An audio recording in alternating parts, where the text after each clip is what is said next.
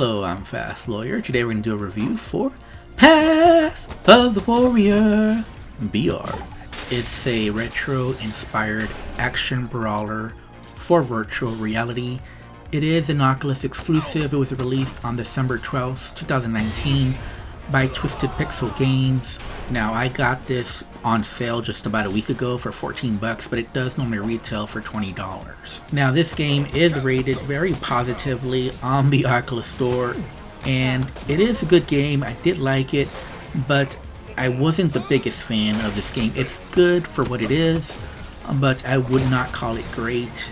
There's a lot of issues with this game, so let's talk about what's good and what's bad about this experience. So what's good about this game, it does let you live out your childhood dreams, your fantasies of being inside Double Dragon and just kicking butt, taking names. You're the hero here, you're the good guy, and you're taking out a lot of bad guys, and this game does get that right. You do feel like you're an action superhero and you can just punch out anyone. And this game is accessible, so almost anybody can play it. Grandma, kids, whatever. This game is easy to get into. It's not complicated, and you'll feel like a warrior when you're playing this game. And the flip side to that is that this game is just a little bit too easy. There are no difficulty options at all. Once you beat the game, there really is no reason to go back, unless you're just into multiplayer or just want to play some of the mini games. But the actual main game, there's really no reason to go back once you beat it. I beat it in about, I want to say 3 hours, 3.5 hours. The developer says 5. I'm more inclined to say 3 or 4 hours for most people. It's just not that difficult, and it's really lacking the physics that you might be accustomed to in modern VR titles. So in this game, you're only punching. That's really all you're doing. Now, the game does track your punches pretty well. So if you do a jab, it'll do the animation for a jab. If you do a cross, it'll do a cross. But it really doesn't matter what you do. It doesn't matter how hard you punch.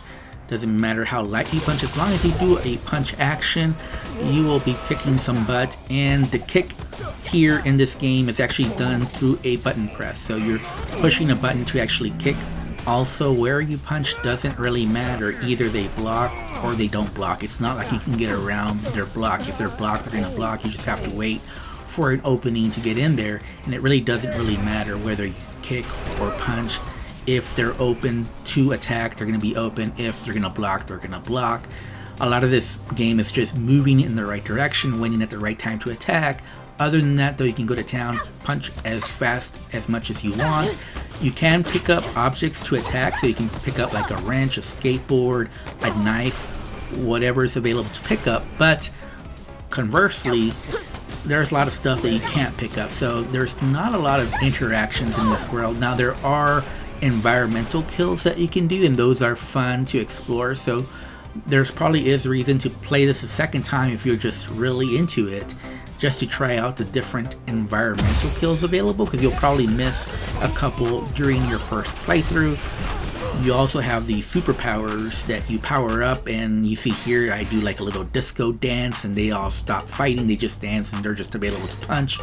Another one was the shooting stars that you saw earlier, where you can just shoot the shooting stars. So there's different power-ups you can play with if you're really into this game, but I think for most people, I think 3 to 4 hours is about the amount of playtime you can expect in this title, unless you just want to do multiplayer. And multiplayer is just co-op, so you can have a friend play through the campaign or level with you. There are 6 total levels if you count the prologue.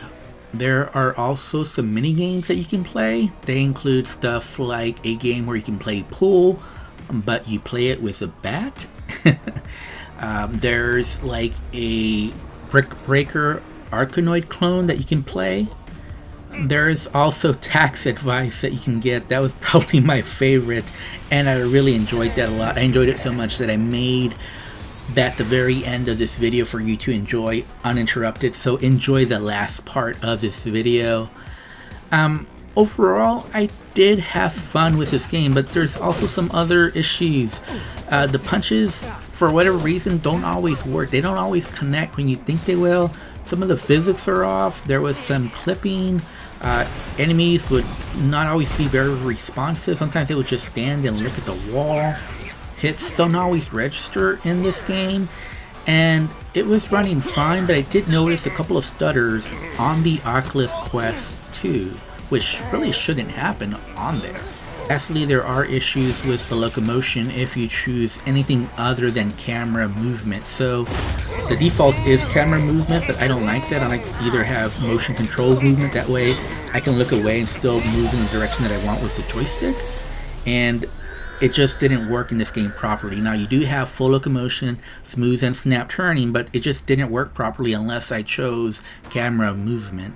So overall, I did have fun and I do recommend this game, but if I have to rate it, I would only give it a 7 out of 10. It's good and it is fun for what it is, but it definitely wouldn't be great, at least not in my book. Anyways, I'm Fast Lawyer. I hope you enjoyed this video review.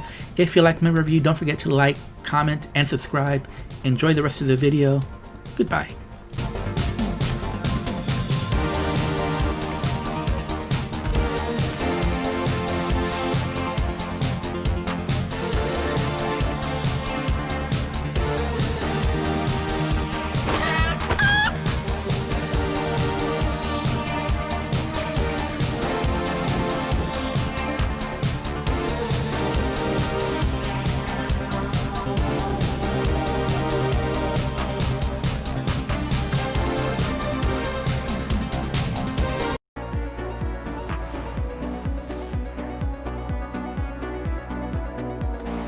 CPAs don't make the laws, remember that.